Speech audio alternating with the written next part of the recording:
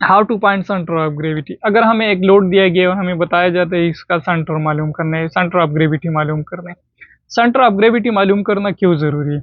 इसीलिए अगर हमें जो भी रिगिंग कैलकुलेशन करना है तो इसी ही सेंटर ऑफ ग्रेविटी के बेस पर करना होता है। क्यों? क्योंकि हमें हुक सेंटर पर रखना होता है। अगर हुक सेंटर पर नहीं होते हमारे लोड अनबैलेंस रहेगा, और जब अनबैलेंस रहेगा तो कोई भी हादसा हो सकता है। अगर सेंटर ऑफ ग्रेविटी हमें मालूम हो तो इसकी बुनियाद पर हम रिगिंग टूल, लिफ्टिंग टूल जो भी है, मिसाल के तौर पर बोशकल से वेब्स लेंगे, चेन्स लेंगे, वायर रूप है, जो भी है, हम इसी सेंटर ऑफ ग्रेविटी पर सेंटर ऑफ ग्रेविटी के बेस पर हमको सेलेक्ट कर सकते हैं। ठीक है। अगर हमें सेंटर ऑफ ग्रेविटी मालूम हो तो हमें पता चल जाता है कि इस लेंथ पर कितना टेंशन आएगा और इस लेंथ पर कितना टेंशन आएगा, इस लेंथ का कितना एंगल होगा और इस लेंथ का कितना एंगल होगा। इवन कि हम इस सेंटर ऑफ ग्रेविटी के बेस पर रिगिंग हाइट भी मालूम कर सकते हैं। तो ये सब चीज़ें मालूम करने के लिए हमको पहले से सेंटर ऑफ ग्रेविटी मालूम करना होगा। क्यों? क्योंकि सेंटर ऑफ ग्रेविटी जहाँ पर है वहाँ से लिफ्टिंग लग्स के बीच में जो डिस्टेंस है उसको हम d1 मानते हैं, और सेंटर ऑफ ग्रेविटी से दूसरे लिफ्टिंग लग तक जो है उसको हम d2 बोलते हैं, मतलब रेडियस 1 रेडियस 2।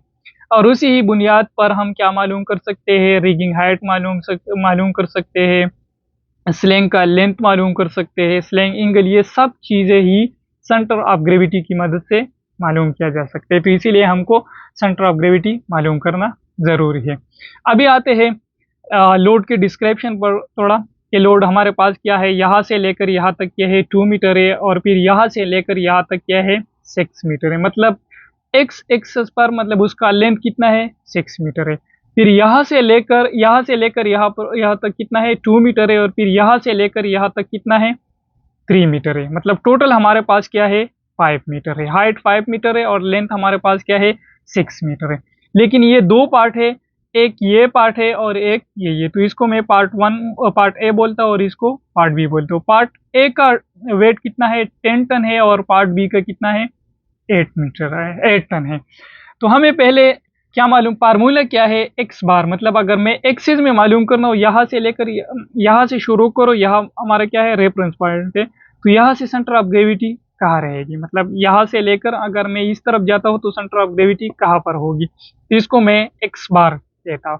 एक्स बार का फार्मूला क्या है वेट 1, इसका वेट मल्टीप्लाइड बाई यहाँ से लेकर यहाँ पर कितना सेंटर ऑफ ग्रेविटी होगी। ठीक है।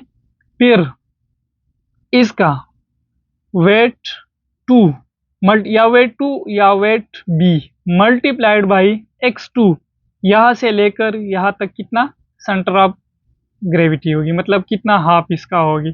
फिर डिवाइड करना होगा इस वेट पर और इस वेट की सम पर, मतलब वेट 1 डिवाइडेड बाई वेट 2।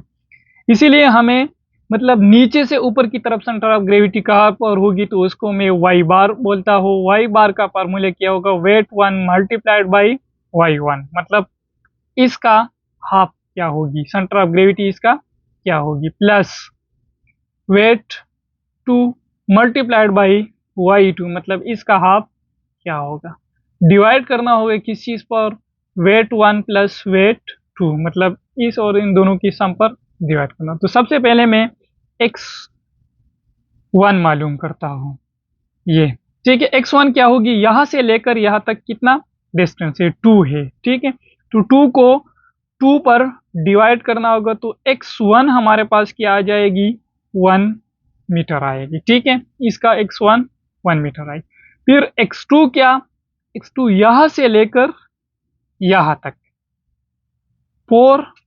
फिर ये जो है ना, ये 4 को क्या करना होगा, यहाँ से लेकर यहाँ तक इसको 2 पर डिवाइड करना होगा, और यहाँ से लेकर मीन्स के यहाँ से लेकर यहाँ तक जितना भी डिस्टेंस है उसको प्लस करना होगा। तो 2 और 2 खत्म हो गया, या 4 डिवाइडेड बाई 2, तो ये 2 आ जाएगी, और फिर 2 को प्लस करना होगा, तो x2 हमारे पास क्या आ जाएगी 4 मीटर आएगी। मतलब x1 हमारे पास क्या हो गया 1 मीटर हो गया, और x2 हमारे पास क्या हो गया 4 मीटर हो गया। ठीक है। अभी y1 और y2 को मालूम करना है। y1 हमारे पास क्या है, यहाँ से लेकर यहाँ तक जितना डिस्टेंस है, तो 5 को डिवाइड करना होगा 2 पर। तो अगर मैं 5 को 2 पर डिवाइड करूँ तो हमारे पास y1 आ जाता है 2.5 मीटर। ठीक है। y1 क्या होगी 2.5 मीटर। y2 हमारे पास क्या होगी, यहाँ से लेकर यहाँ तक जो डिस्टेंस है ये हमारे पास क्या है, y2 है। y2 का क्या है, हाइट हमारे पास 2 मीटर है। 2 मीटर को डिवाइड करना होगा 2 पर, तो हमारे पास y2 आ जाएगा 1 मीटर। तो y2 भी मालूम हो गया। ठीक है, अभी हमें मालूम करना है कि यहाँ से यहाँ तक सेंटर ऑफ ग्रेविटी कहाँ पर लाए करेगी, और यहाँ से मतलब नीचे से ऊपर की तरफ जाएगी तो सेंटर ऑफ ग्रेविटी कहाँ पर होगी। ठीक है, तो फार्मूला ऑलरेडी हमारे पास है, इसमें सिर्फ यही वैल्यू पुट करना है। तो x बार हमारे पास क्या है, वेट 1 हमारे पास क्या है, या वेट 1 या वेट ए हमारे पास है 10 टन है। मल्टीप्लाई करना होगा x1 के साथ। x1 हमारे पास क्या है, ये 1 मीटर है। फिर प्लस करना होगा इस फार्मूले के बीच में ये जो प्लस है। फिर हमारे पास वेट बी या वेट 2 हमारे पास क्या है, 8 टन है। मल्टीप्लाई करना होगा x2 के साथ, तो x2 हमारे पास क्या है, 4 मीटर है। फिर डिवाइड करना होगा वेट ए और वेट बी पर, तो वेट ए हमारे पास क्या है, 10 है, और वेट बी हमारे पास क्या है, 8 मीटर। 10 को मल्टीप्लाई करना होगा किसके साथ, 1 के साथ, तो ये हमारे पास 10 ही आता है। 8 को मल्टीप्लाई करो 4 के साथ, तो ये 32 आता है, और 8 प्लस 10 18 आ जाता है, और ये दोनों को प्लस करो तो 42 आ जाता है। 42 डिवाइड करो 18 पर, मतलब इस पर डिवाइड करना होगा। तो इन दोनों को अगर मैं डिवाइड करूँ तो हमारे पास आ जाता है 2.3 मीटर। मतलब x क्या होगी, x डायरेक्शन में हमारे पास सेंटर ऑफ ग्रेविटी कहाँ पर होगी, अगर मैं लेफ्ट टू राइट जाऊंगा 2.3 मीटर होगा। अभी वही बार में मालूम करना, मतलब नीचे से ऊपर की तरफ सेंटर ऑफ ग्रेविटी कहाँ पर होगी, तो यही फार्मूला है। वेट 1 हमारे पास क्या है, 10 है, और y1 क्या है हमारे पास 2.5 है। फिर हमारे पास वेट 2 क्या है, 8 है, और y1 क्या है, 1 है। डिवाइड करो किस चीज पर, 10 प्लस 8 पर। तो अगर इन दोनों को मैं ज़रब करूँ तो 10 मल्टीप्लाइड बाई 2.5, तो ये हमारे पास आ जाता है 25, प्लस 8 1 ज़रब 8 ही आ जाता है, और डिवाइड करना होगा 10 प्लस 8 18 आ जाता है, तो ये हमारे पास 33 आ जाएगा। 33 डिवाइड करो 18 पर, तो ये हमारे पास आ जाएगी 1.83। तो x बार हमारे पास क्या आ जाता है, 2.3 मीटर, और हमारे पास y बार क्या आ जाता है, 1.83 मीटर।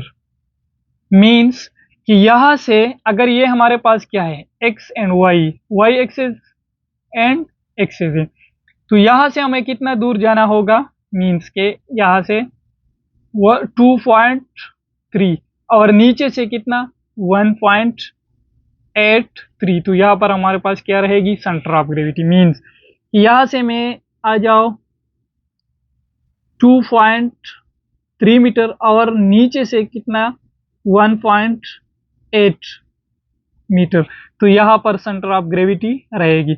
तो अगर हमें हुक लगाना हो, क्रेन का हुक यहाँ पर ही लगाना होगा। ठीक है, तो हमारे पास ये लोड क्या रहेगा, बैलेंस रहेगा, और इसकी मदद से मीन्स के ये हमारे पास D1 रहेगा और ये D2 रहेगा। यहाँ से जितना भी वैल्यू आ जाती है सेंटर ऑफ ग्रेविटी, तो ये D2 रहेगा, और ये हमारे पास क्या रहेगा, D1। और इस D1 और D2 की मदद से हम सेंटर ऑफ स्लिंग एंगल भी मालूम कर सकते हैं, स्लिंग टेंशन भी मालूम कर सकते हैं, रिगिंग हाइट भी मालूम कर सकते हैं, और स्लिंग लेंथ भी मालूम कर सकते हैं। That's all about centre of gravity.